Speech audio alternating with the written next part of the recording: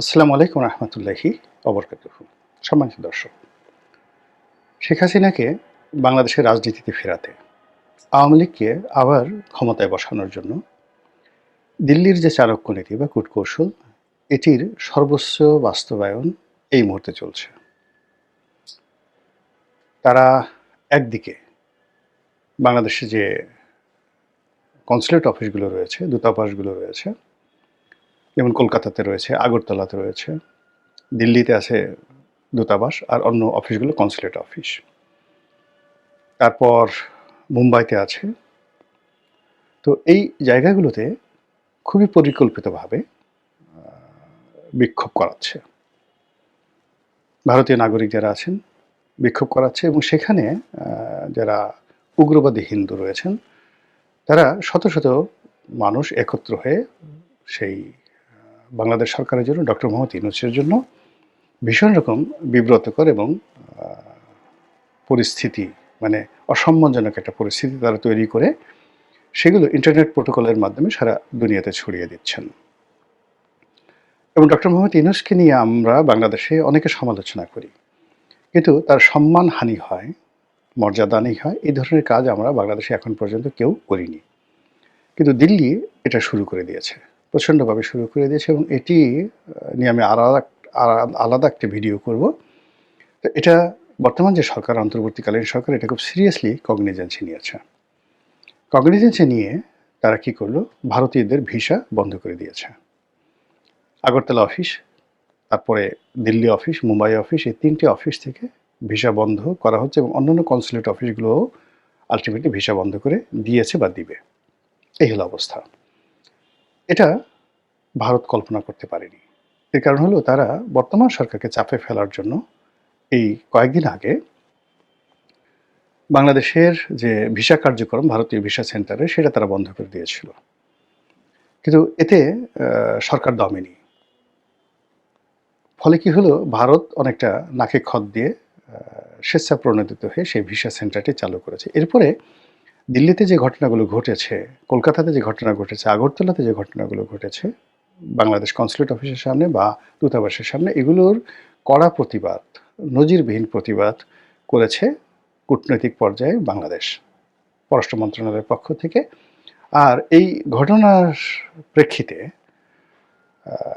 যাকে বলা হয় ভারতীয় রাষ্ট্রদূতকে নজিরবিহীনভাবে ডেকে পাঠানো হয়েছিল। এবং আজকে যখন আমি এই ভিডিওটা করছি, আজকের এই দিনটিতে 23 তারিখে আবার ভারতের যে রাষ্ট্রদূত মিস্টার প্রণয় বর্মা, তাকে ডেকে পাঠানো হয়েছে।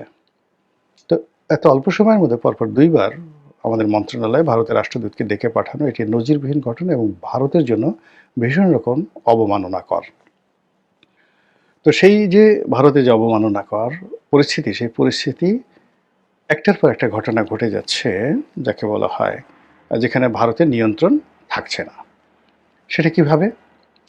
ধরুন, আমাদের ইতিমধ্যে আমরা সবাই জানি যে রাষ্ট্রীয় প্রোটোকলে ভারতের যারা এজেন্ট রয়েছেন বাংলাদেশে, তারা সরকারের অতি গুরুত্বপূর্ণ জায়গাতে বসবাস করেন বা সেখানে তারা আছেন। তো সেই ক্ষেত্রে এই মুহূর্তে সরকারের যে গুরুত্বপূর্ণ মন্ত্রণালয়গুলো রয়েছে, সেখানে ভারতের অনেক এজেন্ট আছে, এতে কোনো সন্দেহ নেই। আবার এর কাউন্টারে আমেরিকার এজেন্ট আছে, এর কাউন্টে আবার পাকিস্তানের এজেন্ট আছে। অতি সম্প্রতি সরকারের যে একটি গুরুত্বপূর্ণ মন্ত্রণালয়, সেই মন্ত্রণালয়ের উপদেষ্টা পরিবর্তন হয়ে গেল স্বরাষ্ট্র মন্ত্রণালয়। এবং সেই স্বরাষ্ট্র মন্ত্রণালয় পরিবর্তিত হওয়ার ফলে সেখানে নতুন যিনি আসবেন, তিনি মূলত আমেরিকান লবির মানুষ। আর আগে যিনি ছিলেন, তিনি মূলত বাংলাদেশের যে সেনাবাহিনী, ক্যান্টনমেন্ট, এই লবির মানুষ। ফলে এখানে একটা মানে কি হলো, মানে আগে যারা ছিল তিনি কি আমেরিকার লোক ছিলেন, না ভারতের লোক ছিলেন, নাকি ক্যান্টনমেন্টের লোক ছিলেন? আর যিনি আসলেন তিনি কার লোক হবেন? এবং নির্বাচনের এই সময়টাতে স্বরাষ্ট্র মন্ত্রণালয়ে এই পরিবর্তন নিয়ে যে কথা শুনছি, এখানে ভারতের একটা বিরাট চাণক্য নীতি আছে।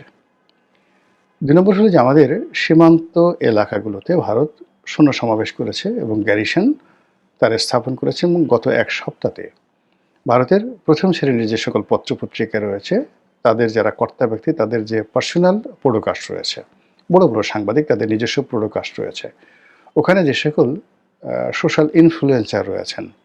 আমাদের বাংলাদেশের ইনফ্লুয়েন্সারদের মতো নয়, যারা ভারতের জাতীয়তাবাদ ধারণ করেন এবং সরকারের প্রতি তাদের যথেষ্ট প্রভাব রয়েছে এবং তারা রাজনৈতিক দলের মুখপাত্র রূপে কাজ করেন।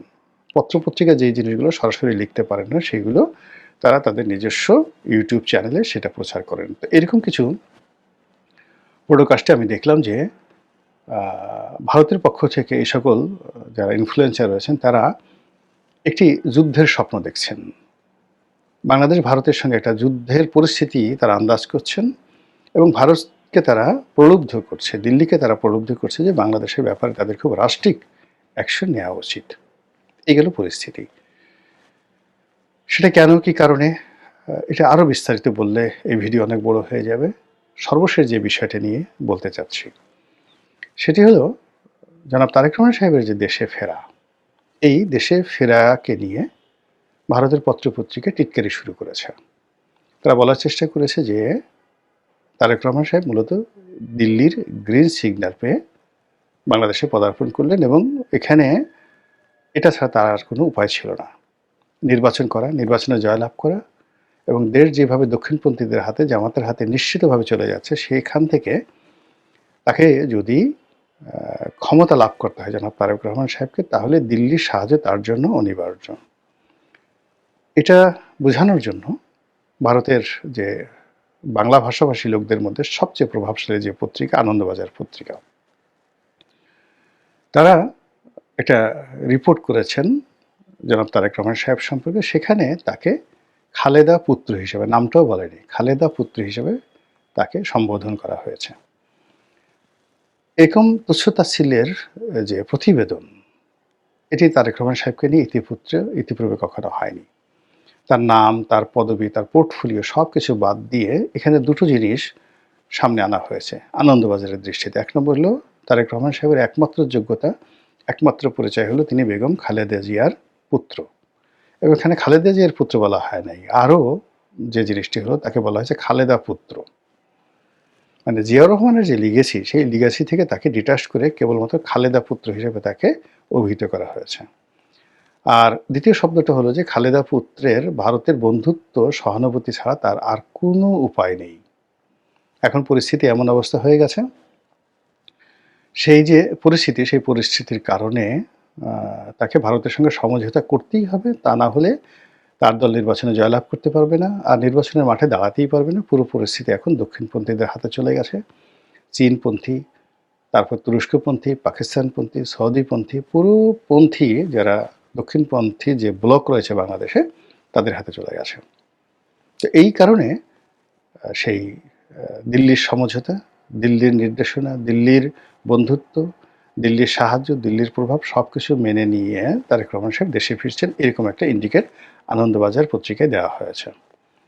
আর এটা নিয়ে বাংলাদেশে যারা তারেক রহমান সাহেবের বিরোধী, বিএনপি বিরোধী, তারা কিন্তু কথাবার্তা বলছেন। আর দেখলাম যে কিছু ইনফ্লুয়েন্সার রয়েছেন বা কন্টেন্ট ক্রিয়েটার রয়েছেন, তারা নিরপেক্ষ বক্তব্য দিয়ে ভারতের যে আনন্দবাজার তাদের সমালোচনা করেছে, কিন্তু তারেক রহমান সাহেবের পক্ষে কোনো ন্যারেটিভ তৈরি করেনি। আর তারেক রহমান সাহেবের যে মিডিয়া সেল রয়েছে বা বিএনপির মিডিয়া সেল রয়েছে বা তাদের যারা টেলিভিশনে যান, বক্তব্য দেন, এই বিষয়টা তারা কগনিজেন্সই নেননি। এটা যে একটা ন্যারেটিভ এবং এটা যে বাংলাদেশ ভারত সম্পর্ক, বাংলাদেশের সাথে বিএনপির সম্পর্ক, আগামী নির্বাচনের সাথে বিএনপির সম্পর্ক, এটা যে একটা গুরুত্বপূর্ণ ভূমিকা পালন করে, এটা তারা বুঝতেই পারেনি। গেল এক। দুই নম্বর হলো যে এই যে ভারত যে চাণক্য নীতি করছে, সময়কে ব্যবহার করে ধরে নিলাম যে এর সঙ্গে বিএনপির কোনো যোগাযোগ নাই, তারেক রহমান সাহেবের কোনো যোগাযোগ নাই, রয়ের সাথে তার কোনো কানেক্টিভিটি নাই, কিচ্ছু নাই। কিন্তু তারা যে ফাঁদ পেতেছে, সেই ফাঁদের মধ্যে বিএনপি আলটিমেটলি পড়ে গেছে।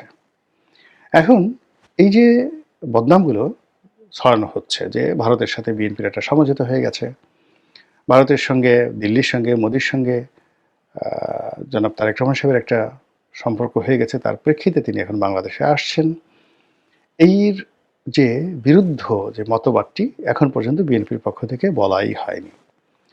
দ্বিতীয় মতবাদটি তারা বলবেন উনি আসার পরে, যে তারেক রহমান সাহেব যে আসছেন মূলত দিল্লির শর্ত মেনে। আর দিল্লির শর্ত হলো আওয়ামী লীগকে পুনর্বাসন করতে হবে, নির্বাচনে অংশগ্রহণ করতে দিতে হবে, অথবা নির্বাচনের পরে বিএনপি যখন ক্ষমতায় আসবে তখন আওয়ামী লীগকে ওয়াক ওভার দিতে হবে এবং আওয়ামী লীগকে রাজনীতিতে পুনর্বাসন করতে হবে এবং এই সময়টিতে যা কিছু হয়েছে সব কিছু বাদ দিতে হবে। এবং এই কথাগুলো যাকে বলা হয় যেভাবে প্রচার করা হবে, সেই প্রচারের বিরুদ্ধে ন্যারেটিভ তৈরি করার জন্য মিডিয়া থেকে শুরু করে অন্য কোনো জায়গাতে বিএনপির শুরু হয়নি। বিএনপি যেটা চেষ্টা করছে সেটা হলো দেশের মূলধারার যে গণমাধ্যম, এখন মূলধারার গণমাধ্যম তো খুব অল্প মানুষ পড়ে। ধরুন প্রথম আলো, ডেইলি স্টার, অন্যান্য পত্রিকা কতজন মানুষ পড়ে এবং তাদের দ্বারা যারা পাঠক মানে প্রথম আলোর পাঠক তারা মরে গেলেও মানে বিএনপিকে সাপোর্ট করবে না।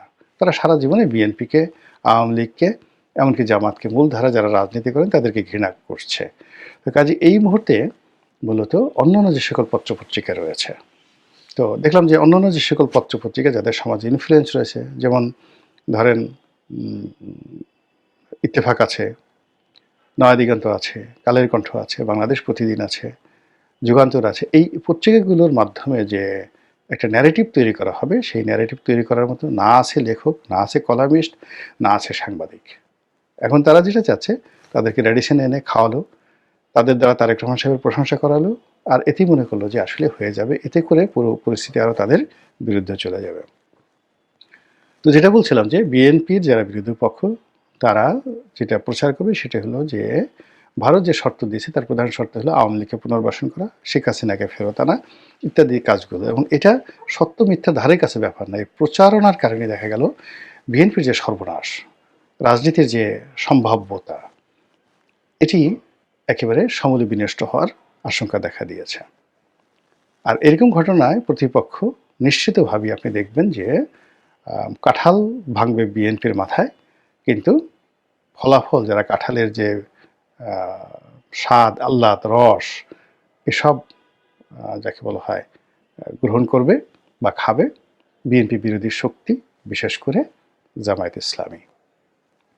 খেলা জমে ক্ষীর হয়ে গেছে, দুধ গরম হয়ে ঠান্ডা হয়ে আবার সর পড়ে গেছে রাজনীতির মাঠে। এখন এই সর আপনি কি সর হিসেবে খাবেন, নাকি ঘি বানাবেন, নাকি মাখন বানাবেন, নাকি এটা বেটে আপনার চোখে মুখে দিয়ে নিজের রাজনীতির জৌলুস যৌবন ফিরিয়ে আনবেন, এটি আপনার বিষয়। মহান আল্লাহ আমাদের সবাইকে হেদায়েত দান করুন এবং হেফাজত করুন। আসসালামু আলাইকুম ওয়া রাহমাতুল্লাহি ওয়া বারাকাতুহু।